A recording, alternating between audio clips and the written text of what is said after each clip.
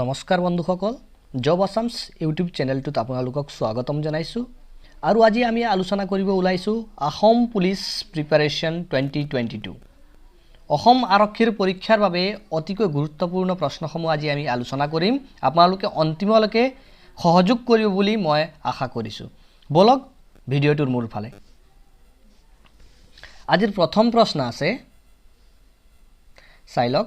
আজিৰ প্ৰথম প্ৰশ্ন আছে ভাৰতীয় সেনা বিভাগৰ সাহসিকতা আৰু বীৰত্বৰ বাবে আগবঢ়োৱা শ্ৰেষ্ঠ পুৰস্কাৰটো কি অপচন দিয়া আছে ক অশোক চক্ৰ পৰমবীৰ চক্ৰ মহাবীৰ চক্ৰ আৰু ভাৰত ৰত্ন ইয়াৰ সম্পূৰ্ণ শুদ্ধ উত্তৰটো হ'ল ভাৰতীয় সেনা বিভাগৰ সাহসিকতা আৰু বীৰত্বৰ বাবে আগবঢ়োৱা শ্ৰেষ্ঠ পুৰস্কাৰটো হ'ল পৰমবীৰ চক্ৰ ঠিক আছে অপচন খটো হৈছে শুদ্ধ উত্তৰ এতিয়া নেক্সট প্ৰশ্নৰ ফালে আগবাঢ়ো প্ৰশ্ন নম্বৰ 2 দিয়া আছে অসম চৰকাৰে গঠন কৰা বিশেষ মহিলা কমাণ্ডো বাহিনীৰ নাম কি অপচন দিয়া আছে বীৰংগনা নিৰ্ভয়া শ্ৰীবল আৰু নাৰীবল ঠিক আছে ইয়াৰ সম্পূৰ্ণ শুদ্ধ উত্তৰটো হ'ব অসম চৰকাৰে গঠন কৰা বিশেষ মহিলা কমাণ্ডো বাহিনীৰ নামটো হৈছে বীৰংগনা অপচন ক ঠিক আছে ইয়াৰ শুদ্ধ উত্তৰটো হ'ব অপচন ক এতিয়া নেক্সট প্ৰশ্নৰ ফালে আগবাঢ়ো প্ৰশ্ন নম্বৰ 3 দিয়া আছে ডিগবৈত খাৰুৱা তেলৰ সন্ধান কিমান চনত পোৱা গৈছিল অপচন দিয়া আছে 1689 1789 আৰু 1889 আৰু 1989 ঠিক আছে ইয়াৰ সম্পূৰ্ণ শুদ্ধ উত্তৰটো হ'ব ডিগবৈত খাৰুৱা তেলৰ সন্ধান পোৱা গৈছিল 1889 চনত ঠিক আছে 1889 ইংৰাজীত লিখি দিছো এতিয়া নেক্সট প্ৰশ্ন নম্বৰ 4 চাইলক ইংৰাজৰ বিৰুদ্ধে যুঁজ দিয়া প্ৰথমজন অসমীয়া কোন আছিল অপচন দিয়া আছে মণিৰাম দেৱান গমধৰ কোঁৱৰ পিয়লি ফুকন আৰু কুশল কোঁৱৰ ঠিক আছে ইয়াৰ সম্পূৰ্ণ শুদ্ধ উত্তৰটো হ'ব ইংৰাজৰ বিৰুদ্ধে যুঁজ দিয়া প্ৰথমজন অসমীয়া আছিল পিয়লি ফুকন ঠিক আছে ইয়াৰ শুদ্ধ উত্তৰটো হ'ব অপচন গ পিয়লি ফুকন এতিয়া নেক্সট প্ৰশ্ন নম্বৰ 5 প্ৰশ্ন নম্বৰ 5ত দিয়া আছে ভাৰত আৰু পাকিস্তানৰ মাজৰ সীমা কোনে চিহ্নিত কৰিছিল ঠিক আছে ইয়াত অপচন দিয়া আছে lord Mountbatten Pethick Lawrence sir Stafford Cripps আৰু অপচন ঘত দিয়া আছে ছাৰ চাইৰিল ৰেডক্লিফ ঠিক আছে ইয়াৰ সম্পূৰ্ণ শুদ্ধ উত্তৰটো হ'ব ভাৰত আৰু পাকিস্তানৰ মাজৰ সীমা চিহ্নিত কৰিছিল ছাৰ চাইৰিল ৰেডক্লিফ ঠিক আছে অপচন ঘ ইয়াৰ সম্পূৰ্ণ শুদ্ধ উত্তৰটো হ'ব অপচন ঘ ৰেডক্লিফ ঠিক আছে অপচন ঘ হ'ব ইয়াৰ সম্পূৰ্ণ শুদ্ধ উত্তৰ এতিয়া প্ৰশ্ন নম্বৰ 6 আছে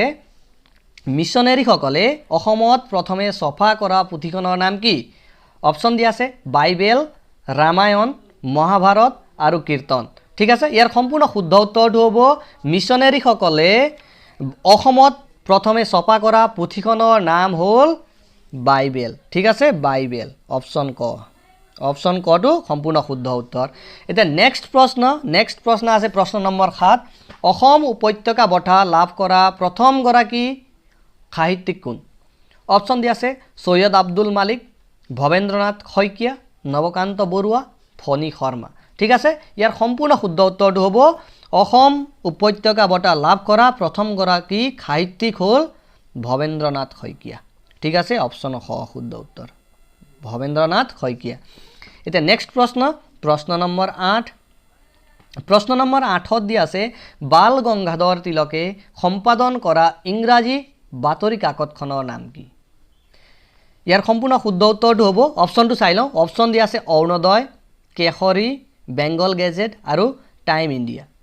ঠিক আছে বাল গংগাধৰ তিলকে সম্পাদন কৰা ইংৰাজী বাতৰি কাকতখনৰ নাম হ'ল কি কেশৰী ঠিক আছে কেশৰী অপচন খ এতিয়া প্ৰশ্ন নম্বৰ 9 9ত দিয়া আছে ধোদৰ আলি কোনে নিৰ্মাণ কৰিছিল অপচন দিছে গদাধৰ সিংহ ৰুদ্ৰ সিংহ শিৱ সিংহ আৰু পুৰন্দৰ সিংহ ঠিক আছে ইয়াৰ সম্পূৰ্ণ শুদ্ধ উত্তৰটো হ'ব ধোদৰ আলি নিৰ্মাণ কৰিছিল কোনে গদাধৰ সিংহই গদাধৰ সিংহ অপশ্যন ক ইয়াৰ সম্পূৰ্ণ শুদ্ধ উত্তৰ ঠিক আছে এতিয়া প্ৰশ্ন নম্বৰ 10 প্ৰশ্ন নম্বৰ 10 দিয়া আছে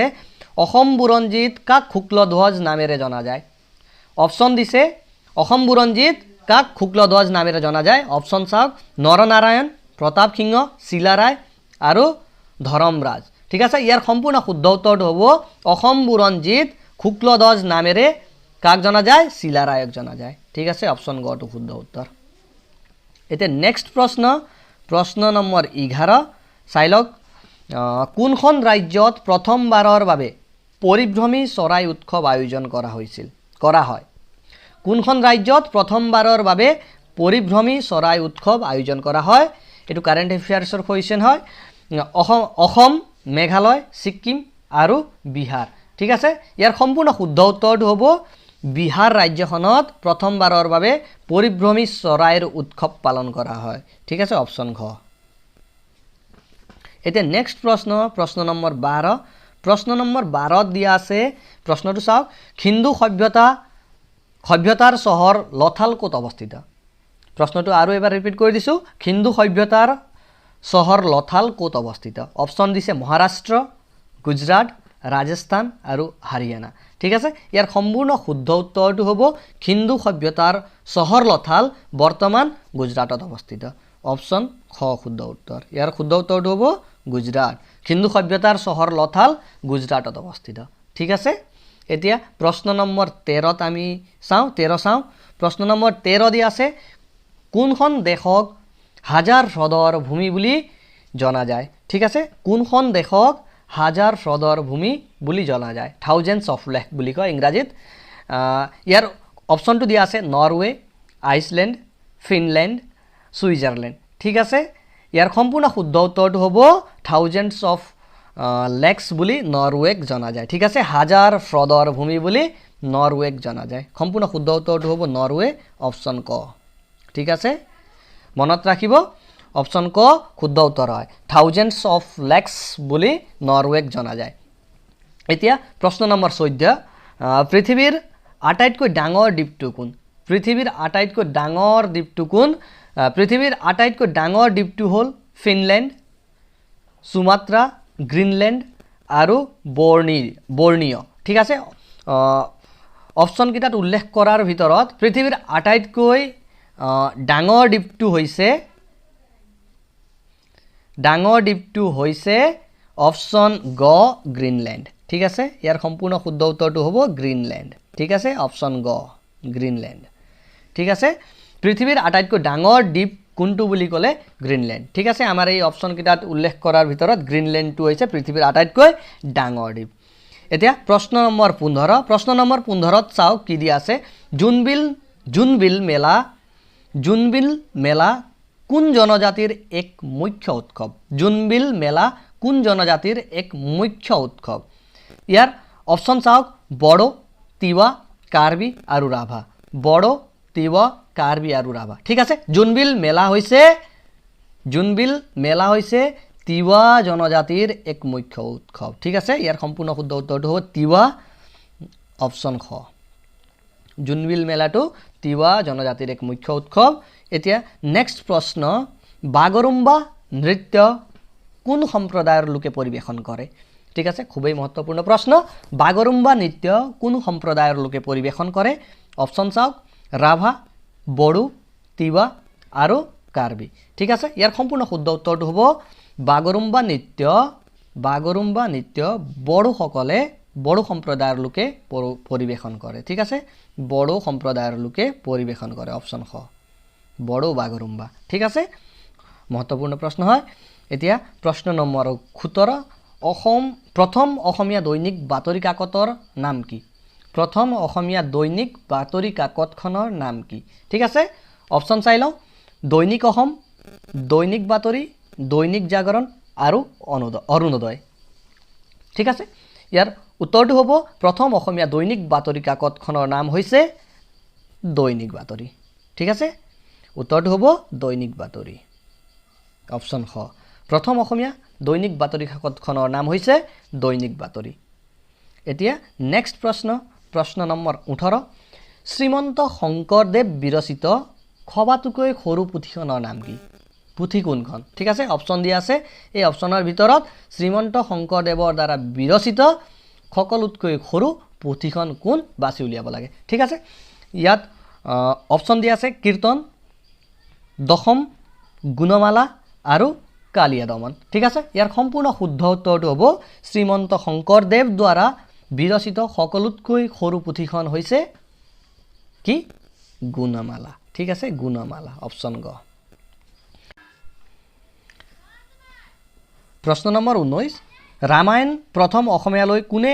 অনুবাদ কোন সৰি অপচনটো অলপ ইফাল সিফাল হৈ আছে প্ৰশ্নটো অলপ ইফাল সিফাল হৈ আছে ৰামায়ণ প্ৰথম অসমীয়ালৈ কোনে অনুবাদ কৰিছিল প্ৰশ্নটো হ'ব লাগিছিল প্ৰশ্নটো সেইটো হয় প্ৰশ্নটো হয় ৰামায়ণ প্ৰথম অসমীয়ালৈ কোনে অনুবাদ কৰিছিল অপচনটো চাওক অনন্ত কন্দলী ৰাম সৰস্বতী শংকৰদেৱ আৰু মাধৱ কন্দলী ঠিক আছে ইয়াৰ সম্পূৰ্ণ শুদ্ধ উত্তৰটো হ'ব ৰামায়ণ প্ৰথম অসমীয়ালৈ অনুবাদ কৰিছিল মাধৱ কন্দলীয়ে ঠিক আছে মাধৱ কন্দলী অপচন ঘ ইয়াৰ সম্পূৰ্ণ শুদ্ধ উত্তৰ মাধৱ কন্দলীয়ে ৰামায়ণ প্ৰথম অসমীয়ালৈ অনুবাদ কৰিছিল এতিয়া নেক্সট প্ৰশ্নটো আছে ভাৰতৰ নেপোলিয়ন বুলি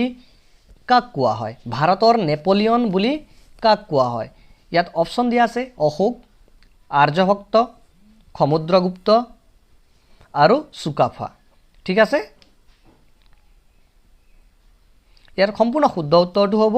ভাৰতৰ নেপোলিয়ন বুলি সমুদ্ৰগুপ্তক কোৱা হয় ঠিক আছে অপচন গ সম্পূৰ্ণ শুদ্ধ উত্তৰ সমুদ্ৰগুপ্তক কোৱা হয় ঠিক আছে